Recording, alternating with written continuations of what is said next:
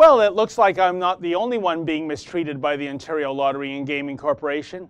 Now, astute viewers of The Rebel may recall my report last month. I detailed how I was fortunate enough to score a few small jackpots, about $5,000 in total, but the OLG refused to pay out. Why? Well, the first reason given was that I could not recall the precise location where I purchased the tickets, even though the OLG doesn't have a definition for the term where. Then the OLG did something so underhanded that I think it might actually qualify as an act of outright fraud. You see, the OLG tried to disqualify my Pick 3 ticket because it had excessive markings on it. Check out this photocopy, folks. Please note the marker ink that masks the UPC code. But I didn't make those markings. An unnamed OLG employee did. And I was able to prove my innocence thanks to the OLG's own surveillance cameras, which indicated that aside from my signature on the ticket, none of those markings were made by my hand. Indeed, it was only when I filed a small claims lawsuit that the OLG decided to show me the money. My money. Money that I won fair and square.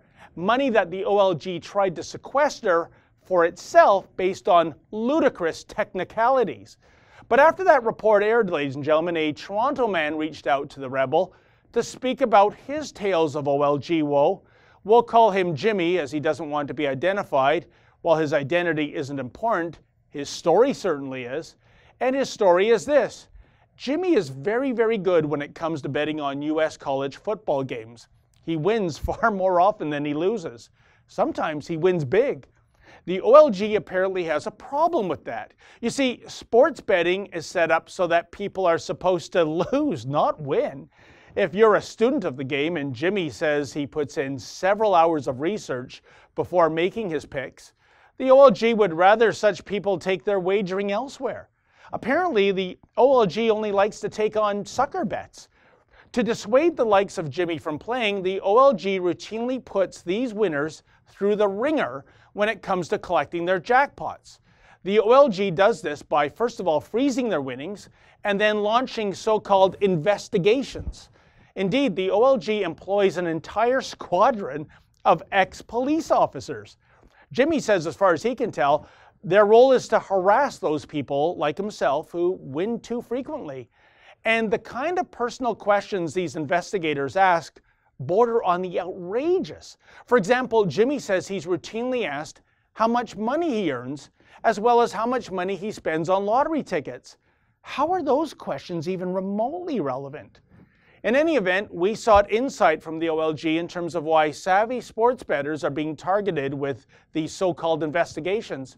For starters, we wanted to know what triggers an investigation to begin with. Is it the number of times somebody wins, or the size of the winnings, or are the investigations simply randomly generated?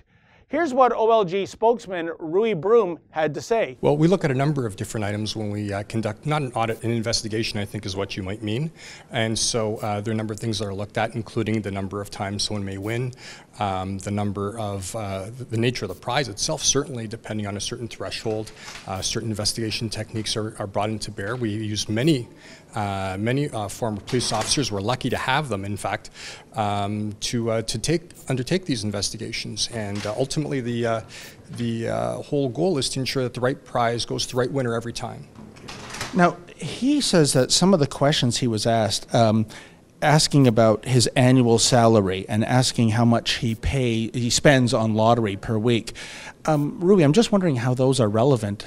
Well, I wasn't involved in that investigation. I don't know the nature of the questions that were asked. I can tell you that the investigations that we do use are consistent in that we do ensure that the right prize is given to the right winner every time. And the other I understand that, but what did somebody's annual salary have to do with playing the lottery? Again, you're raising something of which I have no knowledge. Well, that was helpful, wasn't it? You know, whenever we interview OLG spokespeople, it seems that they default to the communication strategy employed by Sergeant Schultz. I see nothing. I know nothing. In any event, as previously noted, the OLG does not, for whatever reason, define the term where when it comes to the point of purchase for a lottery ticket.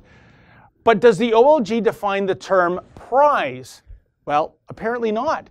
This is important, folks, because as Jimmy notes, Many of his $100 bets return a payout of 10 to 1, meaning the ticket is worth $1,000. But that really means he's winning $900, not $1,000, once you deduct the original $100 wager. This means he should be able to claim such a prize at a lottery retailer, which would allow him to bypass OLG grilling. So what does the OLG have to say about that? Well, over to Sergeant Schultz, Mr. Broom. Sorry, you just said the prize was $1,000, so the prize is evidently $1,000. No, but the prize is actually, minus your wager, it's $900. When we give away $50 million, we don't say it's $49,900,000 and so on, and minus the $5 you purchased to play Lotto Max, for example. The prize is what the prize is stated on the through the course of our website. We publish all of the different prizes.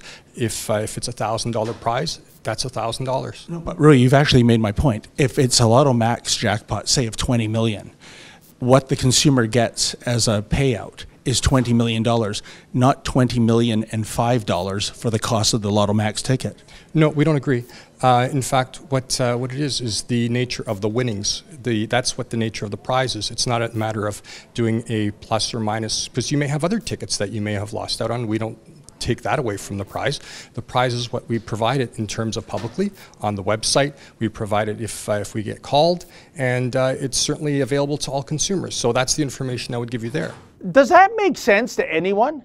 Moving on, I also asked why sports bettors are limited to a finite amount of wagering on a given day. What is the purpose of limiting sports wagers to $100 per person per day at a particular retailer? Well, there's certain liability limits that we have to watch out for, and that's the kind of thing we have.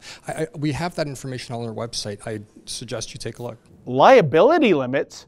Are these guys in the gambling business or the insurance racket?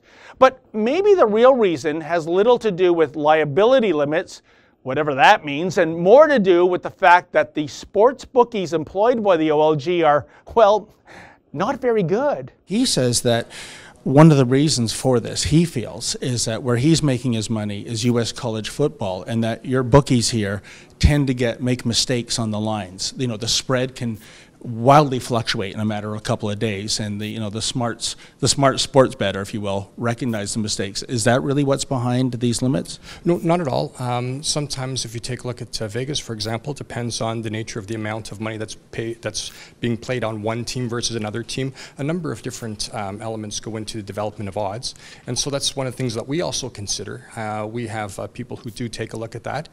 They also take a look at, for example, if a player is injured, a material player, for example, a quarterback, that would have an absolute impact on the odds that would be offered to customers. Oh, I totally agree, and he says that's where the OLG makes mistakes, and that's why there's these limits here. No, well, we follow the same kind of rules as Vegas does.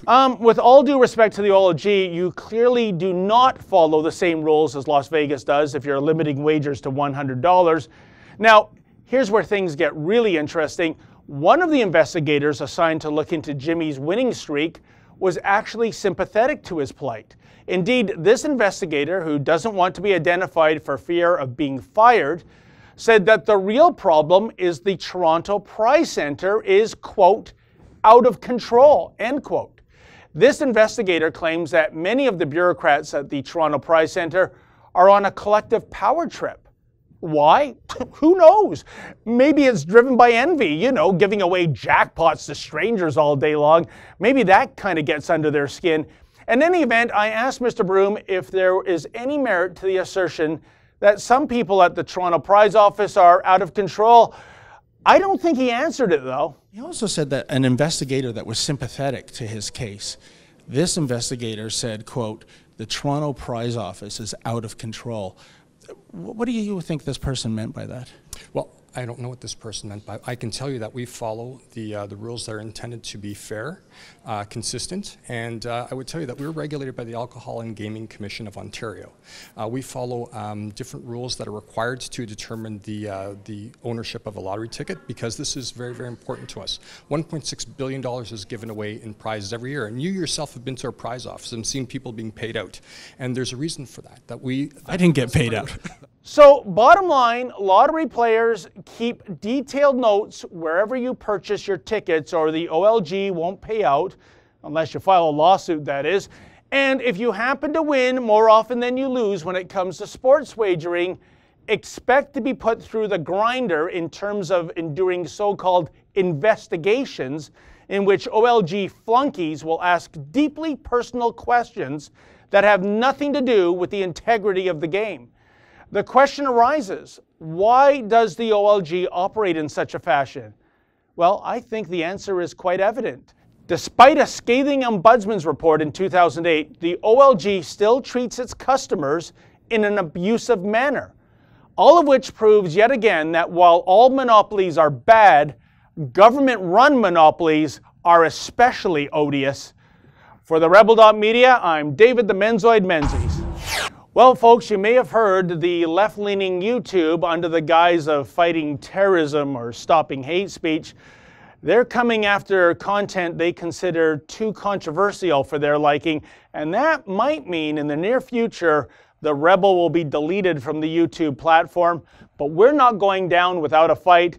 In fact, if you want to help us stay relevant and stay alive, please go to theycan'tstopus.ca, that's theycan'tstopus.ca, and join the fight for freedom of speech.